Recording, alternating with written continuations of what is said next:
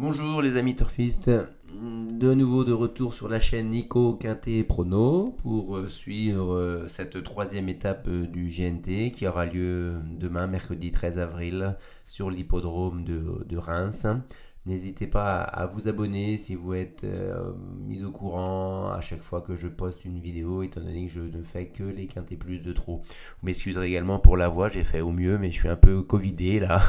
Donc je parle un peu du nez, j'ai la gorge un peu enrouée, mais on va faire au mieux, je vais parler assez proche du micro. Donc la course du jour, une course de groupe 3, la troisième étape du GNT, dotée de 65 000 euros à l'attelé sur les 2550 mètres de la petite piste de Reims, pour chevaux de 5 à 10 ans, avec un recul de 25 mètres à partir de 286 000 euros. Ils seront donc 12 au premier poteau, 4 au 25 mètres et pas de chevaux aux 50 mètres.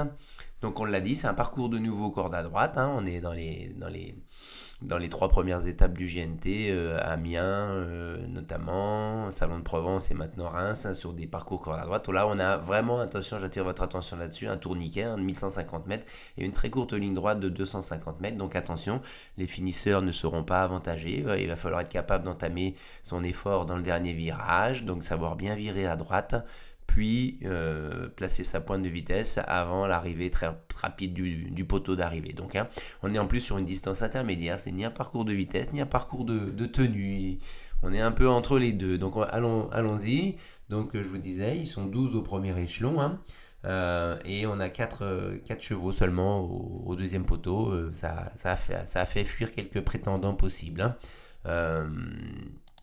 Mes sélections. Donc, moi, je vais continuer à faire confiance à Eddie Dupomereux.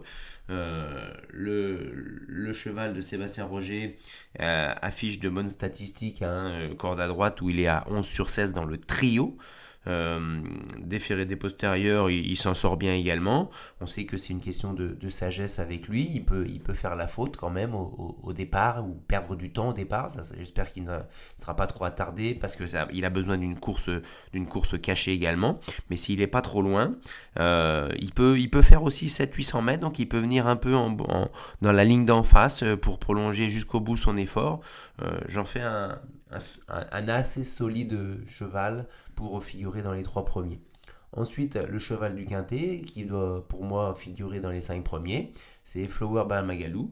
Je vous l'avais proposé dans sa course à Laval le 15 mars, comme coquin de la course, et elle a fait l'arrivée à 69 contre 1 ce jour-là.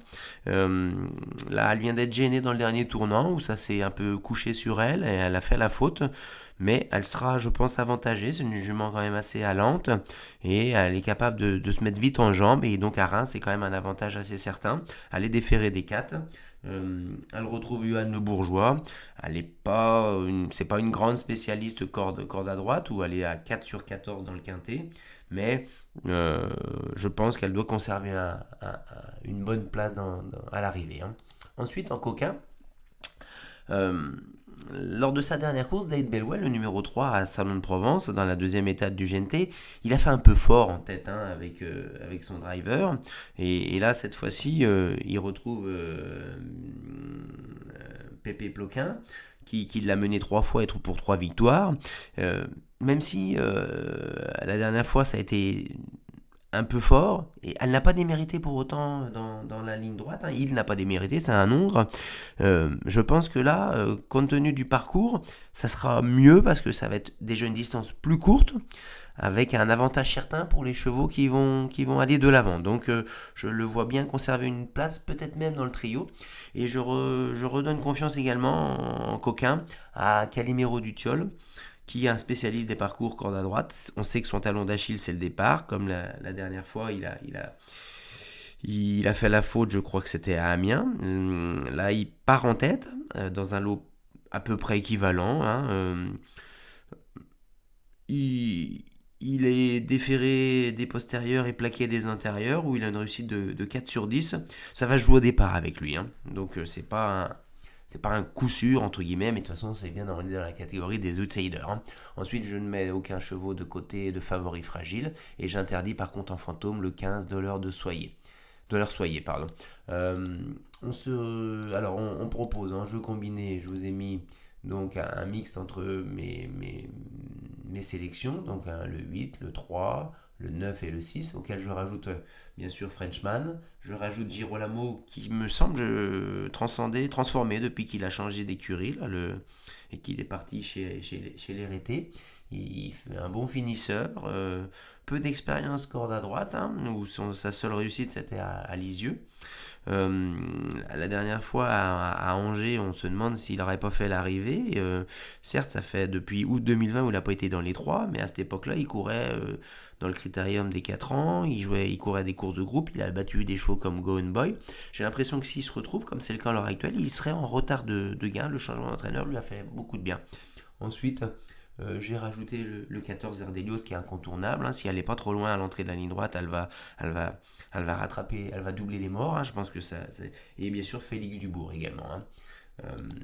Ensuite, donc les 3 bases, hein, le 8, le 3 ou le 9 et le 6, et j'y associe les autres chevaux auxquels j'ai rajouté également un peu Fréja Dupont et éventuellement 10 et 11. Il faudra voir avec Divine de Navarre, avec Franck Ouvry qui a une bonne course de rentrée, qui peut faire l'arrivée, et le 11, El Santo Fort, qui a aucune expérience et résultat corde à droite, mais qui a un cheval, si la course est bien rythmée, qui peut faire l'arrivée. Ou sinon, vous les mettez donc en champ total, encarté. Voilà, j'essaierai de vous faire une vidéo demain à partir de midi, avec ma dernière minute. Je vous montrerai comment je peux, avec l'étude des cotes et des masses d'enjeu, dégoter un cheval qui a 3 chances sur 4 de figurer à l'arrivée du quintet. Voilà, n'hésitez pas donc à liker cette vidéo si elle vous a plu et à vous abonner, comme ça vous serez vous serez informé de suite de ma vidéo de demain. Voilà, bonne journée, à bientôt.